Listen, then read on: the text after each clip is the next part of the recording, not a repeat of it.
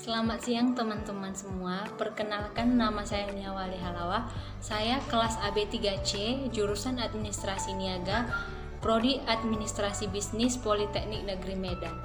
Nah, di sini saya akan membuat video singkat tentang membatasi jumlah produk untuk memenuhi tugas dari mata kuliah Ekonomi Mikro.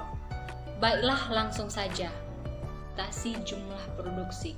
Untuk menjaga agar produksi tidak mencapai tingkat yang berlebihan sehingga menimbulkan masalah-masalah yang menyebabkan kemerosotan pendapatan produsen hasil pertanian, pemerintah dapat membatasi jumlah produksi yang dibenarkan dicapai para produsen.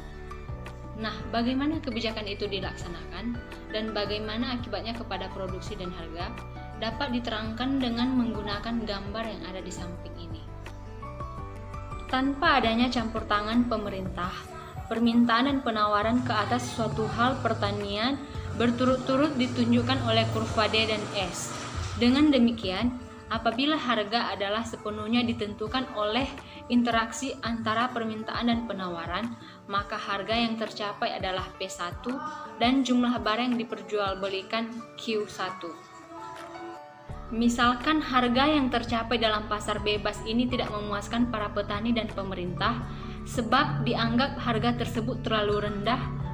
Harga yang dianggap memadai adalah yang akan memberikan pendapatan yang lumayan kepada para petani, yaitu P2. Apabila permintaan adalah tetap seperti yang ditunjukkan oleh kurva D, maka harga P2 hanya akan wujud apabila penawaran adalah seperti yang ditunjukkan oleh SQ.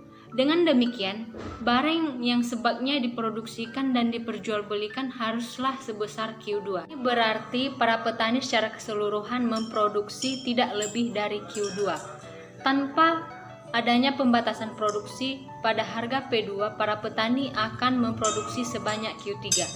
Tujuan dari kebijakan pembatasan produksi adalah untuk menghalangi petani memproduksikan lebih daripada Q2. Kebijakan membatasi produksi kalau dibandingkan dengan penentuan produksi secara pasar bebas menimbulkan dua macam perubahan berikut. Yang pertama, harga barang akan naik, tetapi jumlah yang boleh diproduksi dan dijual para petani berkurang. Bagaimanakah kedua perubahan ini dapat mempengaruhi pendapatan para petani? Apakah pendapatan petani akan bertambah dan berkurang sesudah kebijakan membatasi tingkat produksi dilakukan?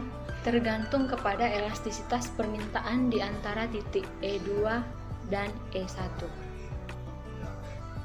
Apabila di antara kedua titik tersebut permintaan bersifat tidak elastis, maka kebijakan membatasi produksi akan menaikkan pendapatan para petani.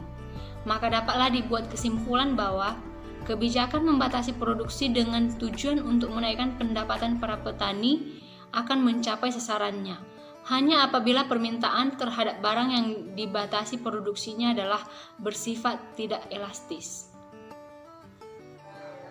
Baiklah teman-teman semua, demikian yang dapat saya jelaskan mengenai membatasi jumlah produk. Apabila ada kata-kata saya yang kurang berkenan, saya minta maaf. Terima kasih.